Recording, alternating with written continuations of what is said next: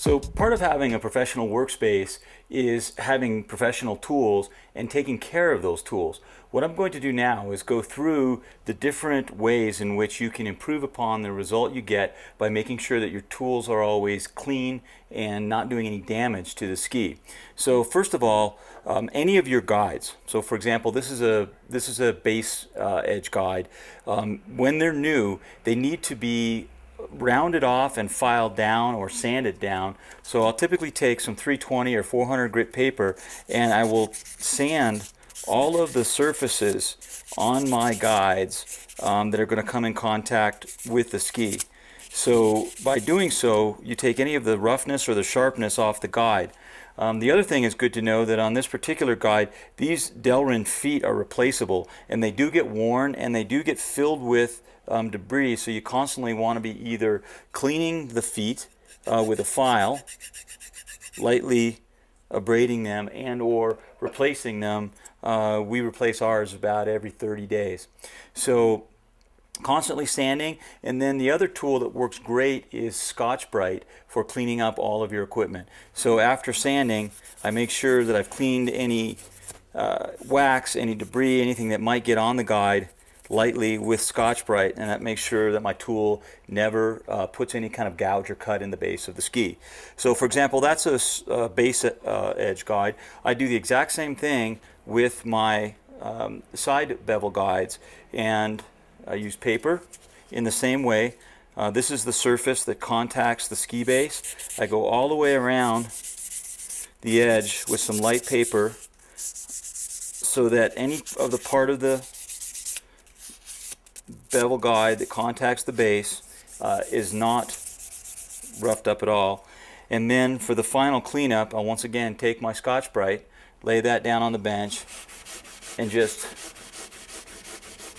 rub everything till it's polished smooth and has no gouges, nicks, or rough edges. If you ever drop these guides, they tend to get nicked on the angles where you drop them. You once again want to go through and either file or sand the edges so none of those nicks are dragged onto the ski as you're filing. So care for your guides is really important. In the same context, your files always need to be sharp and true, and the best way to keep this sharp and true is to constantly clean the debris with a file card and make sure you're never putting your files away with debris on them, whether it's metal filings or P-Tex. That way they won't discolor or start to rust at all.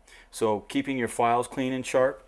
In the same context, to clean a diamond file, diamond files tend to get gummed up in certain areas, so I typically will soak them in water, and then with a brass or a copper brush, you usually can brush away any of the debris. So that's to clean the diamond. So just by simply soaking it in water and using a brush. The other thing you can do is for some of your harder stones. In this particular case, we use these for polishing. This is a 400 grit, and this 400 grit stone can get grooved a little bit by constantly being pulled in the same spot on a sidewall bevel guide or a side edge bevel guide. And so I'll take paper and some water again and actually re-true my stone by sanding it flat, so I can work myself into a nice flat section of stone by just taking a little bit of care for my tools. So that's cleaning and sanding a stone, and that gets us closer to flat. So you will wear these tools out. Over time, they'll get worn out, and you will be more efficient in the shop by disposing of the tools when they're no longer sharp and no longer doing a good job. The sharper the tool is, the less effort you have to make the tool cut and work well. So taking good care of your tools will allow you to do a better job.